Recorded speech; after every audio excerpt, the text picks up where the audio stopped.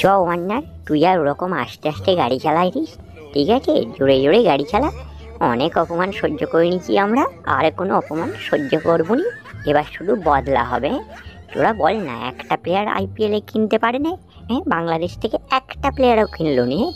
অনেক আশা ছিল এবারে হয়তো তাসকিন আহমেদ বিক্রি হবে বা আমি বিক্রি হব, কিন্তু না, কেউ কিনলো নি। সুতরাং যা হবে এবার পিএসএলে আমরা দেখাবো। হ্যাঁ, পিএসএলকে আমরা আইপিএলের থেকেও বিধ্বংসী লিগ করে দেবো, ঠিক আছে? বাবু রাজা মরিকে শুধু বল যেন বেশি করে পয়সা টয়সা দেয়, ঠিক আছে? আর তুই জোরে গাড়ি চালাতে পারছিস? হ্যাঁ, কখনো পৌঁছাবো, প্র্যাকটিস করতে হবে। সত্যি রাত 9টা থেকে ম্যাচ আছে।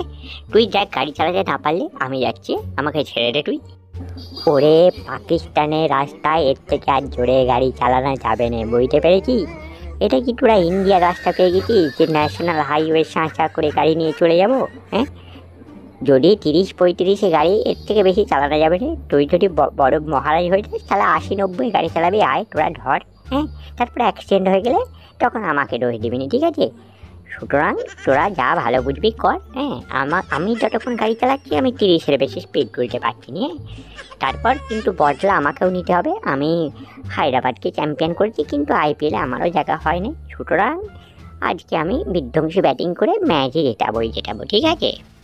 কোহলি ভাইকে বহু সাপোর্ট করেছি। হ্যাঁ, আমি আর তেম্বা বাবুমা, হ্যাঁ, আর বাবুর আজম কম সাপোর্ট করিনি। কিন্তু তাও সত্ত্বেও কোহলি ভাইয়ের টিম আরসিবিতে কোনো জায়গা দিলনি। আরসিবি ম্যাচের পর ম্যাচ এবার হারতে শুরু করেছে, কিন্তু তাও একবার কল করে বললো নি, সনকা তুই আয় আমাদের টিমে, তোকে দরকার। হ্যাঁ, কিন্তু তেম্বা ও শালা আর এলো নি। হ্যাঁ, ওকে আমরা আর পথে আনতে পারলাম নি। ও নাকি ওর দিমাগ দিয়ে আরসিবিকে চ্যাম্পিয়ন করবে, ঠিক আছে? আমরা দেখবো। হ্যাঁ, আমরাও এদিকে চ্যাম্পিয়ন করবো আমার দলকে, কিন্তু দেখবো কোহলি ভাই আর আরসিবিকে চ্যাম্পিয়ন করতে পারছি না। তখন যোগাযোগটা করে আমি ধুয়ে দেবো কোহলি ভাইকে, ঠিক আছে? এই দেখ ওয়ার্নার, তুই আর গরুর গাড়ির মতো গাড়ি চালাইনিস। হ্যাঁ, আমাকে রে অনেক খিদে জমে রয়েছে পেটে। হ্যাঁ, আমি ভেবেছিলাম আইপিএলে কোনো দলের হয়ে বিক্রি হয়ে যাব, অস্ট্রেলিয়ার ক্রিকেটার হয়েও আইপিএলে কোনো দল পেলুম নি। তাই আমাকে পেটের খিদে আমি প্র্যাকটিস ম্যাচ থেকে 6-4 করে মারবো। হ্যাঁ, আর তুই যেভাবে গাড়ি নিয়ে যাচ্ছিস আমার তো মনে হচ্ছে না যে 9টার আগে ম্যাচ শুরু হওয়ার আগে আমরা পৌঁছাতে পারবো। তবে একটা চিন্তা ভাবনা তুই করে রেখেছিস ওয়ার্নার, তুই যে পাকিস্তানে খেলবি, ওরা যে ম্যান অফ দ্য ম্যাচ হলেও তাদের পুরস্কার কি আলো টালো দিয়ে দেবে। কিছু পুরস্কার ওরে নেয়, তাহলে কি খেলবো? পয়সা দেবে তো। আগে বাবর আজমকে ফোন করতো তোরা। বাহ, অতিথিরা আসছে, আমি দেখে খুবই খুশি। আরে ওয়ান্নার, তুই তাড়াতাড়ি গাড়ি চালিয়ে আয়, কোনো অসুবিধা নেই, রাস্তার জ্যাম।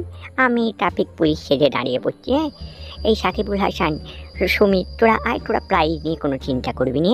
আমরা চ্যাম্পিয়ন ট্রফিতেও ভালো প্রাইজ দিয়েছি, এইখানে দেবো, ঠিক আছে? মাঠ একদম ওকে, শুধু বৃষ্টি হয়ে গেলে আমরা খেলার ব্যবস্থা করতে পারবো না।